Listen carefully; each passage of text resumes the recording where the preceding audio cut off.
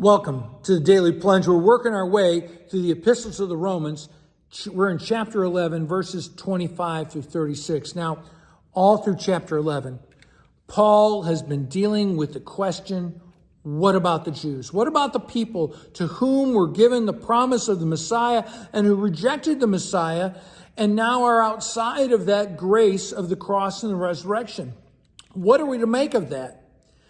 Paul says, I don't want you to be ignorant about this mystery of what God is doing. I don't want you to be ignorant because I don't want you to get conceited with a false understanding, with an arrogance that has no basis in reality.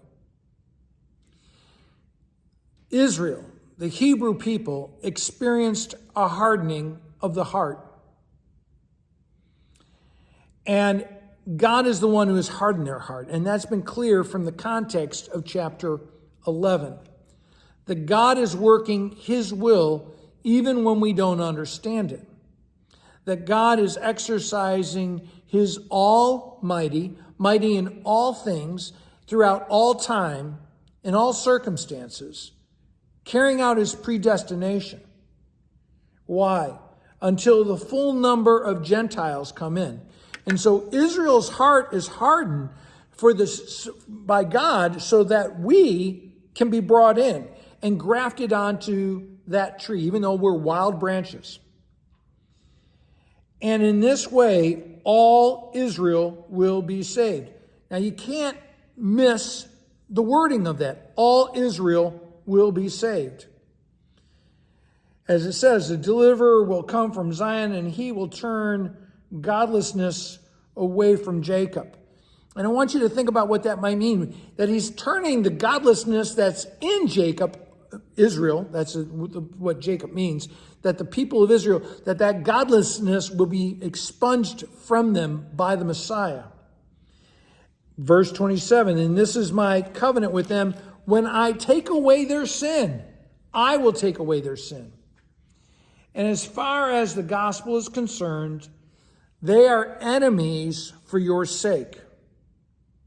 But as far as election is concerned, they are loved on account of the patriarchs. Now this is what? For the sake of the preaching of the crucified and risen Savior, they are enemies. They reject him. But that's because God has hardened their heart, so that Gentiles would receive Christ. But their election has not stopped. And I want you to understand that if Judaism had accepted Jesus as the Messiah, Christianity would be a small sect within Judaism and would not be the global religion it is today. You can see what God has done.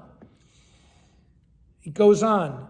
For the gifts of God and his call are irrevocable. They are eternal. They don't stop. And so God's call and God's gift to the Hebrew people is always there. Their sin, their rejection of the Messiah cannot cancel that out.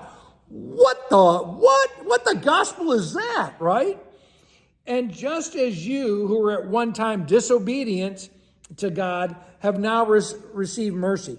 Just as one time you were disobedient and God had mercy on you, so too, as a result of their disobedience, so too they now have become disobedient, that they too may receive mercy as a result of God's mercy to you.